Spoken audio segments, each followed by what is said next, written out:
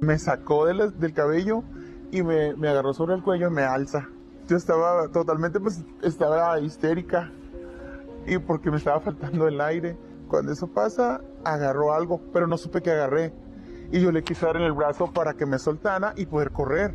Y no fue así. Desgraciadamente le di una arteria. Yamer fue sentenciada a 16 años de prisión por homicidio calificado, porque el juez no tomó en cuenta los antecedentes de violencia de la que era víctima ni que actuó en defensa propia. Pasó 11 años en la cárcel. En el país hay 12.480 mujeres en reclusión, la mayoría sin sentencia, es decir, son jurídicamente inocentes.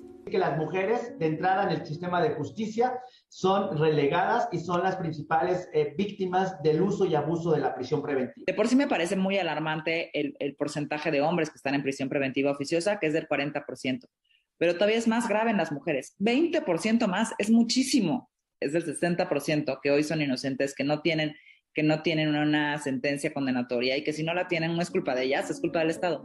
Los principales delitos por los que se detiene y sentencia a las mujeres están vinculadas al tráfico y venta de drogas, secuestro y robo. La mayoría de las mujeres que están ahí, antes de entrar a prisión, fueron víctimas de violencia física, emocional, económica, ¿no?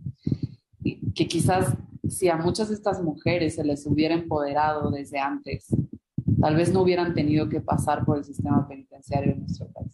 Muchas de ellas te lo dicen, ¿no? Yo estoy aquí pues, a causa de un hombre, porque mi pareja estaba involucrada en un delito, porque yo tenía la ilusión de tener una familia y no quería negarle a mis hijos la oportunidad de tener un papá, y entonces, aunque mi pareja estuviera involucrada en un delito, yo accedí a ello. Se les priva de la libertad en espacios diseñados por y para hombres. No tienen espacios propios. De los más de 288 centros penitenciarios que hay en nuestro país, también al cierre de diciembre 31 del 2021, solamente, y de acuerdo a lo que establece la CNDH, hay 10 centros penitenciarios exclusivos para mujeres. ¿Qué implica ser enviada a un centro de reclusión mixto? Ubiquémonos en una cárcel municipal de Puebla. En un centro penitenciario en donde solo había 3 mujeres y había 146 hombres. Ellas estaban en un espacio completamente segregadas, con muchísima humedad, y además lo que pudimos identificar es que solo se les otorgan 10 tortillas al día para poder alimentarse, o el compromiso que tiene el sistema penitenciario con ellas es otorgarles 300 pesos mensuales para que con eso ellas puedan comprar suministros, incluyendo los jabones, todos los artículos de limpieza, todos los artículos para que puedan contribuir al contexto de una menstruación digna. Tendrían que estar pagándolos ellas de esos 300 pesos que en teoría se les daba hasta hace 5 meses, que no les han dado absolutamente nada. En las prisiones del Estado de México, la situación no es mejor. A veces se autoemplean para tener ingresos y entonces trabajan para sus compañeras, ¿no? Y una de ellas nos platicaba que por cargar garrafones de agua para poder calentar esa agua ganaba alrededor de 15 pesos. Y una toalla sanitaria te cuesta 10 pesos. Ser pobre, de una comunidad indígena y mujer, implica una doble condena al entrar en conflicto con la ley, la jurídica y la social. A la mujer le está mucho menos permitida socialmente el delito, la violencia, ¿no? Su misma familia las abandona, pero además pues, los hombres no las van a visitar. Entonces, al ser ellas las que están recluidas, pues muchas familias se separan, se dividen y ellas son mucho más abandonadas, como dices, que los hombres. Y eso genera 2 cosas. Una, primero que hay muchas prisiones, como te comentaba, hay diferentes niveles de trato en las prisiones y hay unas en las que ni siquiera hay papel de baño, mucho menos toallas sanitarias. Y este tipo de insumos los provee la familia o las visitas, quienes las visitan. Nos tocó hace poco una mujer que nos decía que su hermano también estaba privado de la libertad y su papá nunca la visitó a ella, pero sí solía visitar a su hermano. Y su única explicación, o sea, que ella se daba, creo, a sí misma, era decir que ella es más valiente, que es más resistente y que por lo tanto ella no necesitaba esa compañía. 7 de cada 10 mujeres presas tienen hijos. Santa Marta, el femenil en la Ciudad de México, tiene un espacio bastante más propicio para los niños chiquitos.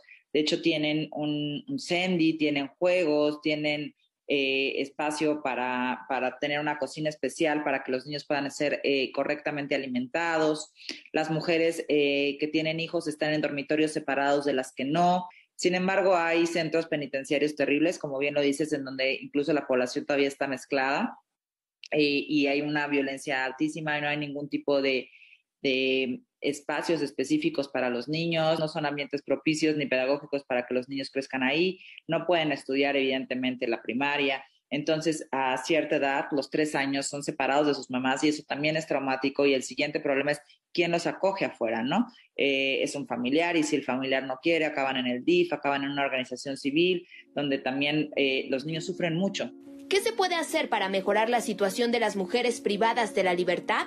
Los expertos dicen que se debe iniciar por cumplir la ley, que haya una corresponsabilidad y se involucren las diferentes instancias de gobierno para garantizar acceso a salud, alimentación, deporte, educación, capacitación para el empleo, además de una justicia con perspectiva de género, darles acceso a productos para una menstruación digna, espacios adecuados para la crianza de sus hijos y dejar de criminalizar la pobreza son otras demandas.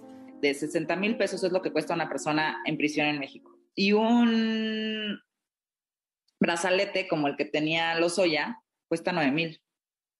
Pero resulta que el brazalete no lo da, o sea, el Estado tiene 3, la Guardia Nacional en los federales es quien lo da y a nivel local lo da los poderes judiciales, pero tienen poquísimos. Y entonces, para que el juez te pueda dar una medida cautelar distinta a la prisión preventiva, solo quien tiene dinero para pagar esto de manera privada puede salir. Entonces, otra vez estás criminalizando la pobreza. Seguimiento una vez que salen de prisión es otro de los temas urgentes que se debe atender.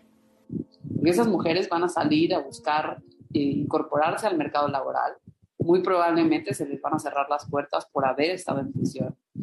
Y en ocasiones quienes sí tienen las puertas abiertas para recibirlas y darles un ingreso, pues es la delincuencia. O sea, hay pocos estados que tienen un instituto de reinserción social, es decir, un instituto que las acompañe, que vea y que le dé seguimiento a si ya tienen una oportunidad laboral, si requieren acompañamiento psicológico. A ver, no es sencillo, ¿no? O sea, estas mujeres pasaron por un proceso muy difícil desde su detención hasta vivir en reclusión. Hasta salir y enfrentarse a pues volver a convivir con sus familias, regresar a las mismas circunstancias que hicieron propicio que ellas se involucraran en un delito o no. Muchas de ellas ni siquiera pasaron años sin haber tenido una sentencia, ¿no? Para que al final les dijeran, ay, usted disculpe, no era culpable. Para La Octava, Yadira Rodríguez.